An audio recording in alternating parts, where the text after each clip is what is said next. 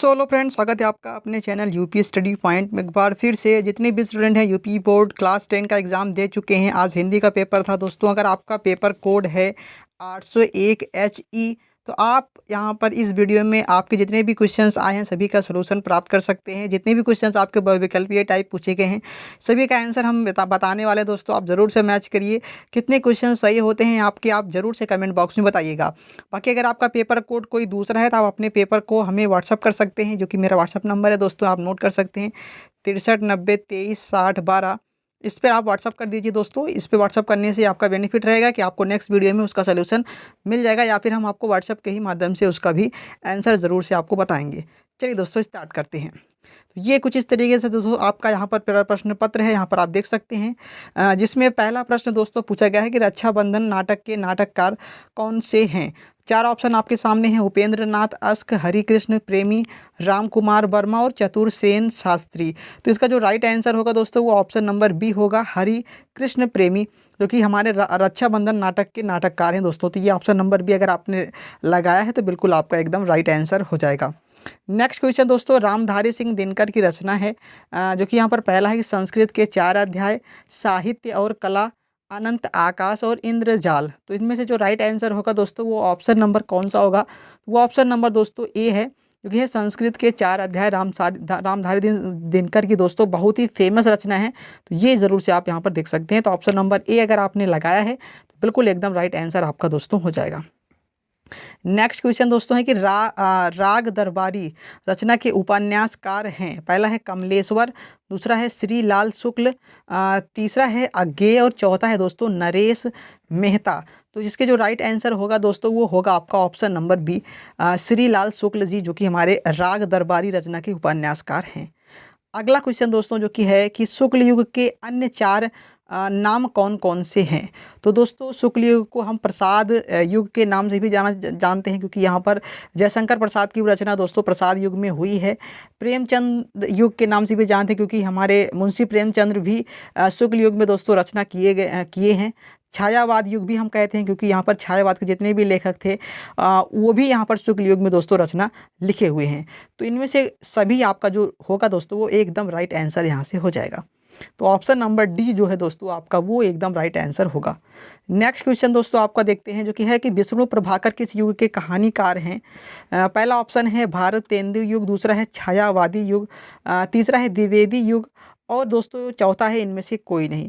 तो दोस्तों विष्णु प्रभाकर जी जो हैं हमारे वो आधुनिक युग के कहानीकार हैं, जो कि आधुनिक युग के कहानीकार, इसलिए इनमें से कोई भी ऑप्शन आपको दिखाई नहीं दे रहा है आधुनिक युग का। यहाँ पर आप देख सकते हैं ना ही भारतेंदु युग के हैं, ना ही छायावादी युग के हैं, ना ही द्विवेदी युग के हैं, ये हमारे जो कि हैं आधुनिक युग के। तो इसके लिए आपको इसमें इनमें से कोई नहीं वाला ऑप्शन जो कि एकदम राइट आंसर दोस्तों लगाना होगा, जो कि ऑप्शन नंबर डी आपका एकदम राइट आंसर हो जाएगा।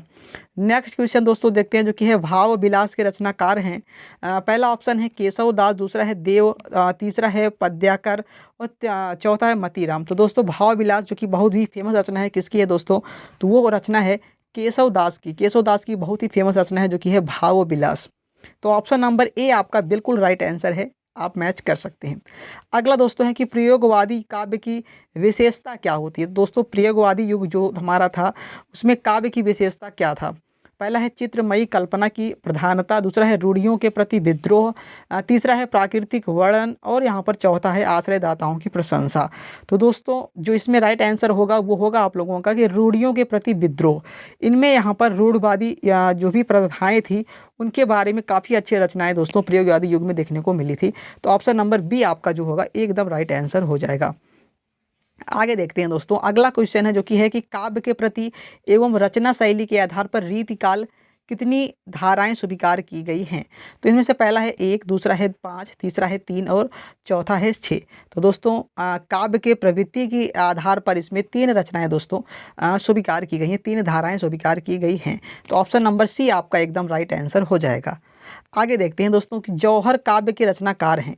तो दोस्तों जौहर काव्य के रचनाकार कौन हैं ये पूछा गया है। पहला ऑप्शन है श्याम नारायण पांडे, दूसरा है राम नरेश त्रिपाठी, तीसरा है सुमित्रा नंदन पंत और चौथा है धर्मवीर भारती।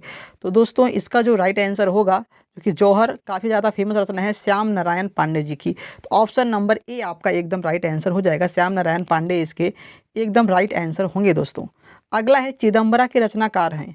चिदम्बरा दोस्तों आप सभी जानते हैं, आप सभी के ज़ुबान पर रटा होना चाहिए, क्योंकि ये एकदम फेमस रचना है दोस्तों। इस पे पुरस्कार भी मिल चुका है। किनको मिला है? तो वो ऑप्शन नंबर सी है दोस्तों, सुमित्रा नंदन पंत जी को दोस्तों इस पे आपका पुरस्कार भी मिल चुका है। तो ये आपका एकदम राइट आंसर हो जाएगा ऑप्शन नंबर सी। आगे दोस्तों देखते हैं, आगे देखिए आपका जो कि यहाँ पर रस से पूछ लिया गया है कि पुनि पुनि मुनि उकसती अकुलाही देख दशा हर गन मुस्काही। तो यहाँ पर आप देख सकते हैं दोस्तों, यहाँ से आप देख कर ही बहुत मतलब कि पता लगा सकते हैं। मुस्काही शब्द जो है दोस्तों वो आपके हास्य से रिलेट करता है, इसलिए जो आपका ऑप्शन नंबर बी है हास्य रस एकदम राइट आंसर हो जाएगा।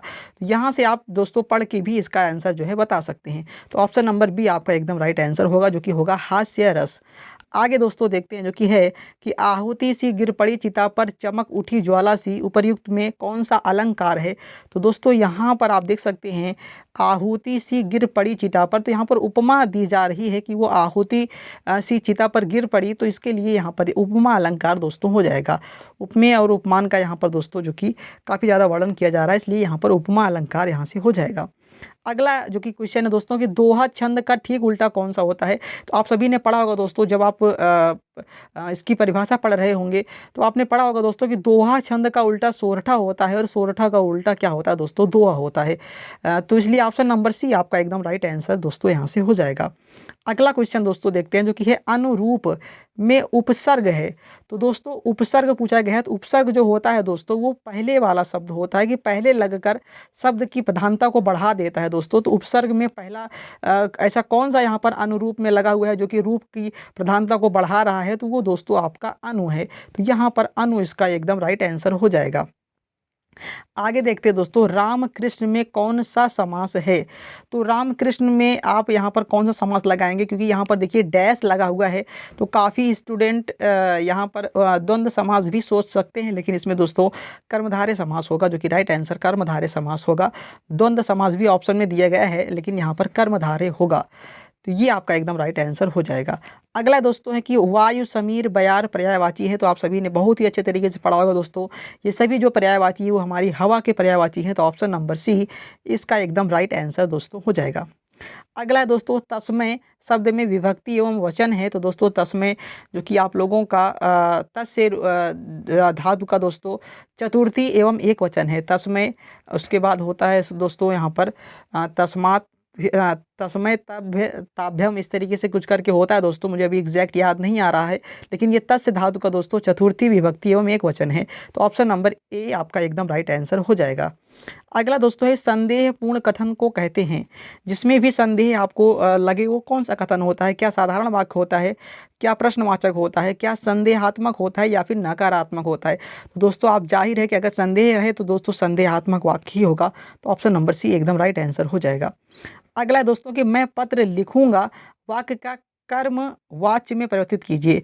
तो कैसे होगा दोस्तों? जब भी यहाँ पर इस तरीके का कोई भी प्रश्न आता है दोस्तों कि कर्म वाच्य में परिवर्तित कीजिए, तो वहाँ पर दोस्तों द्वारा शब्द जहाँ भी लिखा रहेगा वही एकदम राइट आंसर हो जाएगा। तो यहाँ पर आप देखिए मेरे द्वारा पत्र लिखा जाएगा, एकदम राइट आंसर आपका यहाँ पर ऑप्शन नंबर ए हो जाएगा। और कहीं पर भी आपको द्वारा यहाँ पर नहीं दिखा मिलेगा, यहाँ पर आप देख सकते हैं। तो द्वारा आपका एकदम राइट आंसर, मतलब कि पहला ऑप्शन मेरे द्वारा पत्र लिखा जाएगा, एकदम राइट आंसर हो जाएगा। अगला है दोस्तों स्थानवाचक क्रिया विशेषण है। तो दोस्तों स्थानवाचक क्रिया विशेषण कौन सा है, इसमें आपको यहाँ पर बताना है। तो यहाँ पर आप देखिए प्रतिदिन क्या स्थानवाचक है, बहुत क्या स्थानवाचक है, आसपास क्या स्थानवाचक है, स्वयं क्या स्थानवाचक है। तो दोस्तों जिसमें भी स्थान का बोध हो वही आपका स्थानवाचक होगा। तो ऑप्शन नंबर बी आपका आसपास एकदम राइट आंसर हो जाएगा। आसपास आपका एकदम राइट आंसर हो जाएगा। आगे देखते हैं दोस्तों, तो आगे आप लोगों का अब यहाँ पर गद्यांश से आ चुका है। तो अब ये आप चैप्टर पढ़े होंगे दोस्तों, तो अच्छे तरीके से ज़रूर से लिख के आए होंगे, ये मैं आपको नहीं बताने वाला हूँ। इसी तरीके से पद्यांश से भी दोस्तों आपका यहाँ पर देखिए ये पूछा है, चरण कमल बंदो हरिराई वाले चैप्टर से है दोस्तों आपका, जो कि यहाँ पर इस तरीके से है। आप देखिएगा, आपने अगर पढ़ा होगा तो आप ज़रूर से लिख के आए होंगे। और बहुत ही अच्छा दोस्तों यहाँ पर प्रश्न पत्र पूछा गया है।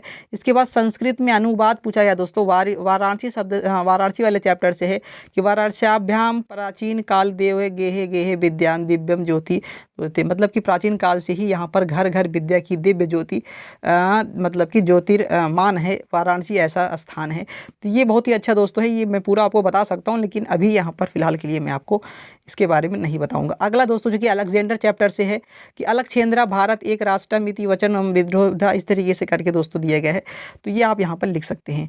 इसके बाद आप लोगों का अगला है दोस्तों नीर क्षीर विवेके हस्यालस्य त्वमेव तनुष चेत विश्वमित्र, इस तरीके से दोस्तों यहाँ पर आप देख सकते हैं। ये आपका यहाँ पर नीर क्षीर में जो विभेद कर ले, इस तरीके का करके इसका अर्थ होगा।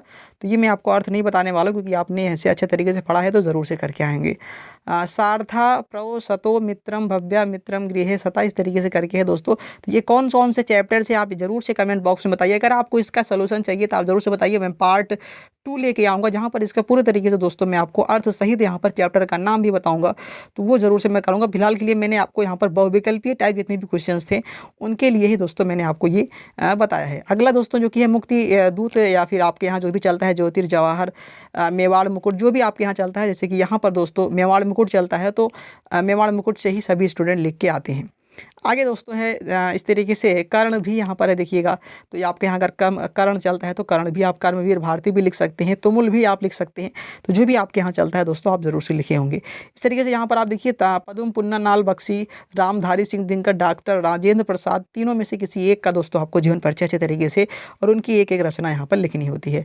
अगला जो कि है मैथिली सरल गुप्त, रसखान, महादेवी वर्मा, अशोक वाजपेयी, तो किसी का भी आप यहाँ पर लिख सकते हैं दोस्तों। इस तरीके से अपनी 5 पुस्तक में कंठस्थ कोई ये श्लोक यहाँ पर जो प्रश्न पत्र में ना आया हो तो आप संस्कृत में 4 लाइन कविता यहाँ पर लिख सकते हैं। इस तरीके से आपका लास्ट में दोस्तों है जो कि है कि संस्कृत में उत्तर दीजिए। सुवर्णा किम मुख्यम दुखम कीर्ति केन वर्धते, वाराणसी नगरी कुत्र आसीत स्थिता, आरूढ़िया का आसीत चंद्रशेखा स्वम गृहम किम अवदतम। तो ये सारे आंसर आप बहुत ही आसानी दे सकते हैं अगर आपने चैप्टर अच्छे तरीके से दोस्तों पढ़ रखा है। और यहाँ पर एक आपको पत्र भी लिखने के लिए भी दिया गया है कि वाद विवाद प्रतियोगिताओं में प्रथम स्थान प्राप्त करने पर चचेरे भाई को बधाई देते हुए पत्र लिखिए, या फिर अपनी गली मोहल्ले की नालियों की समुचित सफाई के लिए नगर निगम के स्वास्थ्य अधिकारी को पत्र लिखिए। तो कोई भी आप पत्र लिख सकते हैं। तो आपका अगर कोई और प्रश्न पत्र है तो आप जरूर से हमें व्हाट्सअप करिए। बाकी आज की वीडियो कैसी लगी कमेंट बॉक्स में जरूर से बताइएगा। चलिए दोस्तों मिलेंगे नेक्स्ट वीडियो में, तब तक के लिए जय हिंद, वंदे मातरम।